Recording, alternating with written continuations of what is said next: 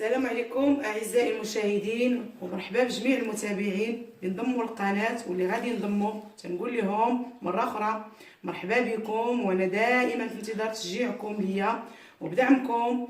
غادي نواصل مسيرتي في القناه ان شاء الله. فيديو اليوم اختاريت لكم شلاضه، واحد الوصفه عباره عن شلاضه بالروز وبالفواكه، تتجي رائعه وجد سهله واقتصاديه مع تحليه بسيطه وفي متناول الجميع. على بركه الله غادي نعطيكم المقادير.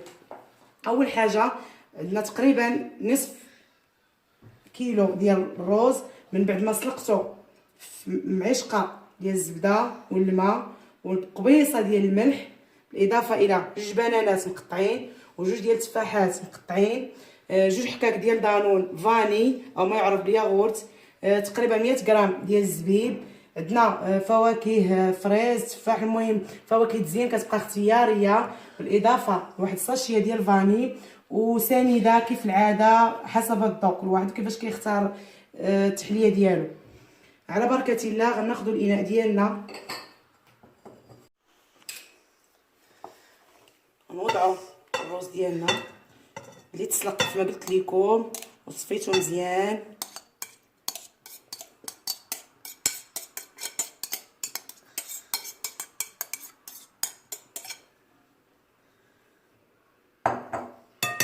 غنضيف ليه هاد البنانات اللي قطعت،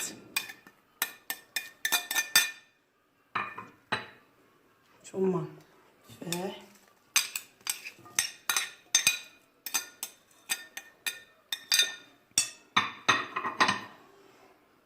دانون،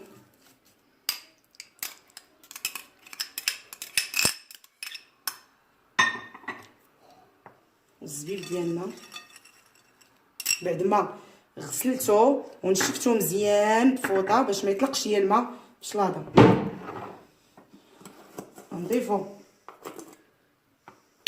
سنيده كيف العاده، سنيده كتبقى حسب الاذواق. انا هنا تقريبا غندير 4 المعالق، واللي جاتو ناقصه في الحلاوه يزيد.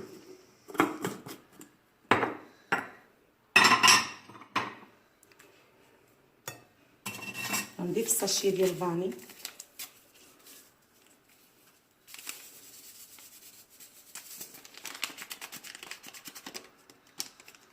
وغادي نحرك الخليط ديالي مزيان.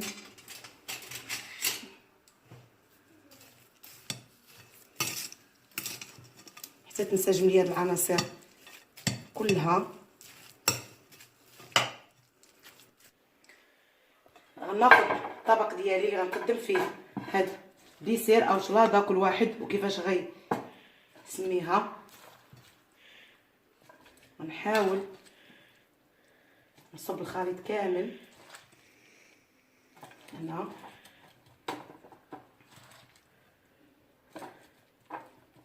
من بعد ما غنسالي الخليط كامل غنرجع لكم ونوريكم الشكل النهائي لهاد الطبق. رجعت لكم من بعد ما انتهيت من التقديم ديال الطبق الاول. غنقدم لكم واحد التحليه اللي وعدتكم فيها بالاول، واللي هي تتكون من طبقتين. الطبقه الاولى كتكون من 100 غرام ديال الشوكولاط الحلو، وتقريبا نسيطروا عندنا نصف لتر ديال الحليب كنستعملوه للطبقه الاولى، والنصف الثاني غنستعملوه للطبقه الثانيه. عندنا 2 معالق ديال الكريم باتيسير، وعندنا 2 معالق ديال الشوكولاط مور. الطبقه الثانيه 2 معالق ديال الكريم باتيسير، كاس ديال سنيده، تقريبا كاس ديال العنبه، فلون ديال الكراميل، و6 القطع ديال الشوكولاط الابيض. على بركه الله غناخذ الطبقه الاولى، غنضيفوا ليها الكريم باتيسير. من بعد ما ضفت كريم باتيسير غنضيف ليه 2 معالق ديال الكاكاو، وغنحرك الخليط مزيان باش ما يتكورش كريم باتيسير لينا.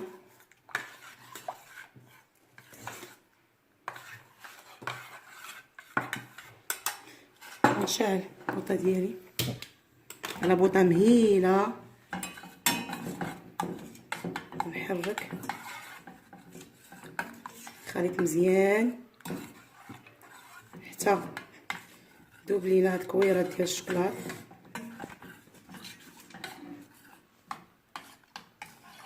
ونرجع لكم باش نكملوا بقيه المقادير. من بعد ما درنا قطع الشوكولاط وعقد لينا الخليط ديالنا، تنحركو مزيان حتى كيولي على هذا الشكل، ومباشره تنطفيو عليه النار وكندوزو نصبوه في الكويسات اللي تكونوا حضرناهم من قبل.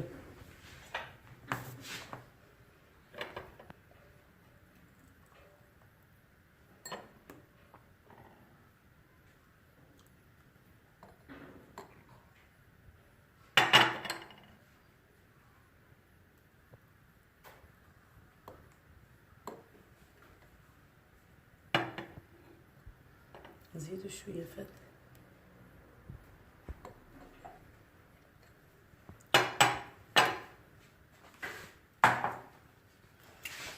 وندخلوه للثلاجه حتى يعقد لينا الخليط مزيان، ونضيفوا ليه الطبقه الثانيه. من بعد ما حضرنا الطبقه الاولى ودخلت الكيسه للفريغو باش يتماسك لينا الخليط، غندوزو لتحضير الطبقه الثانيه. غناخذوا كاسرون، نشعلو البوطه ديالنا، غنضيفو كاس ديال سنيده باش كارماليزا لينا. سمحوا لي البنات بلا ما نحركو الخليط.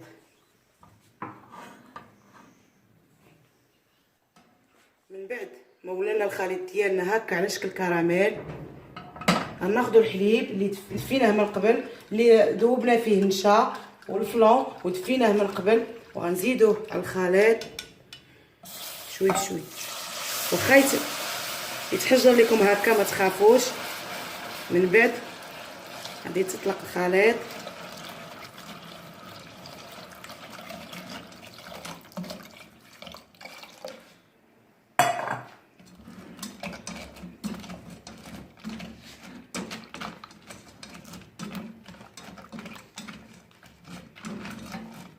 نحركو حتى يذوب لينا هاد السكر يتحجر، وغادي يولي لينا على هاد الشكل. من بعد ما داب لينا داك السكر ضفنا ليه وعقد لينا الخليط، ضفنا الشكلاط ونحركو مزيان.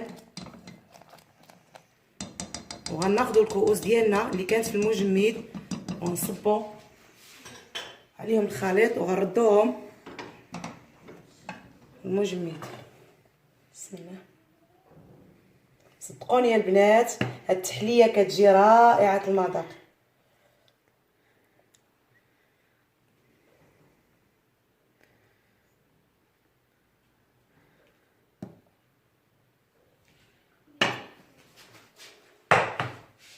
غنعاودو نردوهم للفريغو، ومن بعد غنوريكم التقديم النهائي للتحليه. من بعد ما انتهيت من تزيين الاطباق بجوج، كنتمنى جاو على هذا الشكل، تنتمنى ينالوا الاعجاب ديالكم، ودائما انا في انتظار تشجيعاتكم ودعمكم ليا.